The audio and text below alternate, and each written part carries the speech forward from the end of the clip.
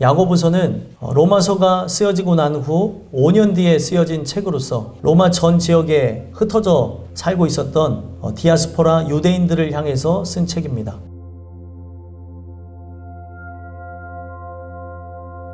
그들이 진짜 심령 안에 그리스도를 영접하고 그리스도와 함께 살아가는 삶이라면 믿음의 열매가 맺혀져야 되고 성령의 열매가 맺혀져야 됨에도 불구하고 다른 모습들이 많이 드러났다는 거예요. 예수님하고는 상관이 없는 모습을 봄에 따라 너희들의 중심에 진정한 그리스도가 계시냐, 너의 모습을 한번 돌아다보라 라는 차원에서 쓴 것이 야고보서였다는 겁니다. 그래서 야고보서와 로마서는 서로 다른 책을 이야기하는 것 같지만 같은 의미를 두고 있는 책으로서 로마서는 씨를 강조한 책이라고 한다면 야고보서는 열매를 강조한 책. 씨가 온전하게 뿌려지면 자라나서 예수 그리스도를 닮은 모습의 아름다운 열매를 맺어야 되는 게 당연한 것이라는 겁니다. 그래서 19절에 보면 사람마다 듣기는 속히 하고 그들은 듣기는 듣되 속히 듣지 아니하는 하나님의 말씀을 터부시하는 상태에 있었다는 거예요. 그냥 하나님 말씀을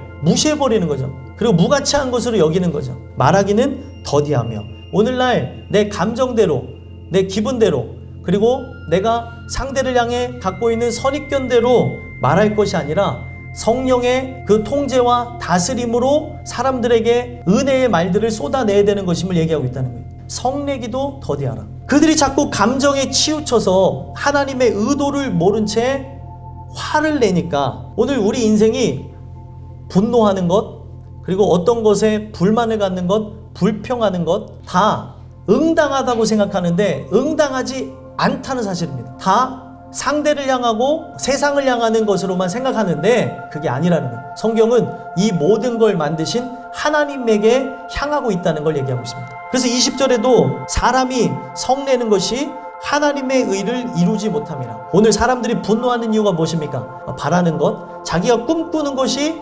결렬되었기 때문에, 그것이 이루어지지 않았기 때문에 올라오는 게 분노라는 거예요. 하나님의 의를 이루지 못한다는 거예요. 인간의 이 분노 자체가. 하나님의 의라고 하는 것은 십자가 사건을 경험하게 하는 거고, 그 십자가의 사건을 많은 사람들에게 이루는 것을 하나님의 의라는 거예요. 오늘 여러분들이 만족하지 못하는 삶을 살아갈 수 있어요. 그것으로 올라오는 우울감과 그리고 분노와 이 모든 짜증을 오늘 이 말씀을 여러분들이 들으시면서 내려놓으심으로 오직 하나님의 그 은혜가 여러분들한테 충만히 임하고 하나님의 의를 이루는 십자가의 전달자가 되어지는 역사가 있었으면 좋겠습니다. 이 성낸 게 화가 무엇이냐? 21절에 보니까 모든 더러운 것과 넘치는 악이라고 얘기하고 있어요. 화가 날만 하니까 화를 내지라고 하는데 성경은 그 당연한 것을 성령을 통해서 통제받고 다스림을 받아야 되는 걸 얘기하고 있다는 거예요. 여러분들 안에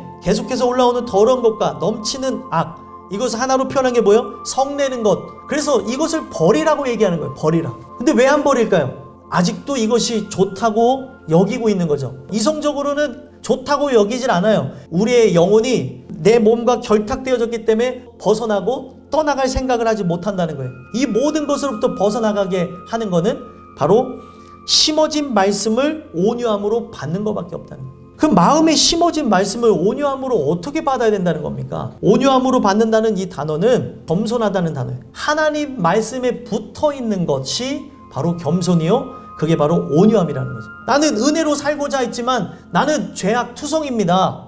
넘어질 걸 알기 때문에 말씀에 붙어 있는 것, 이게 겸손함이라는 거예요. 너희는 말씀을 행하는 자가 되고 듣기만 하여 자신을 속이는 자가 되지 말라. 마태복음 7장에 보니까 말씀을 듣고 실천하는 자는 반석 위에 집을 지은 사람과 같고 말씀을 듣고 실천하지 않는 자는 모래 위에다가 집을 지은 사람과 같다는 거예요. 비가 오고 창수가 나면 무너지더라는 거죠. 그래서 말씀을 듣고 행하라 라고 얘기합니다. 행하지 않는 자들은 듣기만 하여 자신을 속이는 자. 왜 이걸 속이는 자라고 표현했을까? 하나님 뜻대로 살고픈 마음, 그 마음이 진실되어진 것이라고 한다면 삶의 결과물이 내적 갈등과 싸움의 끝에 어떻게 나와야 되는 거예요? 온전한 열매로 주님을 사랑하고 주님을 의지하고 주님 곁에 나아가는 그 승리의 모습이 있어야지만 속이는 자가 되지 않는다는 거예요. 그래서 내적 갈등 속에 내가 결국에 죄악을 선택하고 나갔다면 그 사람은 속이는 자가 되는 거고 결국에 멸망으로 나가는 자라는 거예요. 23절에서부터 25절까지 내용을 보게 되면 누구든지 말씀을 듣고 행하지 아니하면 자신의 얼굴을 보고 가서 그 모습이 어떠했는지를 곧 잊어버린다는 거예요. 우리가 거울로 분명히 더러운 걸 확인했다면 세수하는 게 맞는데 오늘 그 사람이 세수하지 않는 이유는 무엇이냐면 내 얼굴에 묻은 것이 내 모습 자체가 아름답다고 생각을 했다는 거죠. 그 더러운 거를 느끼며 씻는 자가 누구인가 하고 봤더니 25절에 자유롭게 하는 온전한 율법을 들여다보고 있는 자만이 씻는다는 거예요. 잊어버릴 수가 없는 걸 어떻게 잊어버렸냐는 거예요. 그것이 중요하다고 여기지 않았기 때문에 자기에 대한 만족감이 있었기 때문에 얼굴에 뭐가 묻었는데도 씻지 않았다는 거예요. 그러면은 우리의 진정한 모습을 뭘로 비춰야 되는 거냐면 우리의 심령을 비춰주는 자유롭게 하는 온전한 율법으로 내 모습을 비춘 자만이 듣고 잊어버리지 않는다는 거예요. 그 율법이 하는 기능이 무엇입니까? 죄를 깨닫게 하는 거예요. 율법이라고 하는 단어가 가리키다는 단어에서 온 거예요. 진짜 율법에 의해서 내 자신의 죄가 드러났어요? 그러면 그 율법에 의해서 가리키게 되는 장소인 십자가 밑으로 나가게 된다는 거예요. 그래서 말씀 안에는 두 기능이 있는 거예요. 율법과 복음. 죄를 밝히는 율법의 기능도 역사하는 일이 있었으면 좋겠고요. 그것 때문에 십자가 밑에 나가서 긍휼을 구하는 그 복음을 깨닫게 되어지는 자. 이 사람은 그 행하는 일에 복을 받으리라. 복을 받는다는 거예요. 그 복이 누구예요? 예수님. 그 예수님과 함께 진정으로 이 땅 가운데 행복감을 누리며 승리하며 나가게 하신다는 거죠. 자, 26절에 보니까 누구든지 스스로 경건하다 생각하며, 스스로 경건하다고 생각하는 게 문제가 되는 거죠. 하나님만을 두려워하는 게 경건이에요. 경외하다라고 표현합니다. 경외하다는 걸 다른 말로 표현하면 두려워하다라는 단어를 갖고 있어요. 하나님을 두려워할 때 전적으로 나라고 하는 존재를 부인하고 그분에게 붙어있는 겸손함이 나타나게 되어지고 그 말씀을 부여잡고 기도하는 삶이 되더라는 거예요. 스스로 경건하다고 생각하면서 하나님의 뜻을 거역하는 자들. 첫 번째는 무엇이냐면 자기 혀를 재갈 물리지 아니한다는 거예요. 이 율법의 기능은 내 자신을 돌아보음에 있어요. 근데 율법의 잣대를 누구에게 들이대는 거예요? 타인에게 들이대면서 상대에게 상처를 주고 고통을 주고 괴로움을 주며 나가는 역할을 하고 있다는 거예요. 또 이어서 얘기하고 있는 게 뭐예요?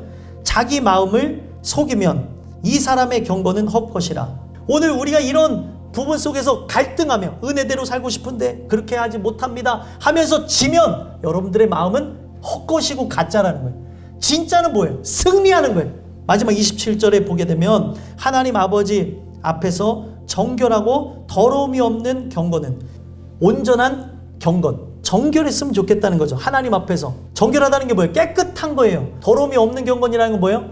나의 불순한 생각, 하나님의 뜻을 거역하게 되는 그 육체의 생각과 함께하지 않는 경건을 얘기하는 겁니다. 정결하고 더러움이 없는 경건은 어떤 결과를 맞이한대요? 두 가지 열매가 나옵니다. 첫 번째는 고아와 과부를 환난 중에 돌보는 것. 우리는 사단의 자식이었는데 그 사단의 자식으로 죄를 범하던 우리를 양자의 영을 통해 예수 그리스도를 통해 자녀 삼으신 거 아니에요? 그렇기 때문에 고아와 같은 나에게 보호자가 되셨고 과부와 같은 보호가 필요한 자에게 또 보호자가 되셨다는 거예요. 보호가 필요한 대상, 함께 밀어주고 당겨줘야 되는 대상을 돌보는 게 진짜 경건이라는 거예요. 자기를 지켜 세속에 물들지 아니하는 그것이니라. 오늘 우리가 내 생각과 마음을 지키기 위해서 우리에게 필요한 게 뭐예요? 겸손함. 하나님 말씀에 붙어 있는 거죠. 그래서 그 말씀에 붙어 있을 때만이 여러분들의 생각과 마음을 지킬 수 있는 거예요. 말씀과 기도로 나갈 때만이 여러분들을 지켜서 세속에 물들지 아니한다는 거예요. 말씀과 기도로 경건함을 힘입을 때 하나님의 경륜으로 오늘 인생들을 이끄시는 하나님의 놀라운 일하심을 보게 된다는 거예요. 오늘 주시는 말씀을 통해 말씀만을 듣기만 하여 속이는 자가 되는 것이 아니라 말씀을 듣고 행하는 자, 그걸 놓고 붙잡고 기도함으로 경건의 모습 두 가지가 나타나시고 저 하나님의 뜻과 영광을 위해서 전진해 나가는 역사가 여러분들 통해 나타나는 귀한 역사가 있게 되기를 간절히 소망합니다.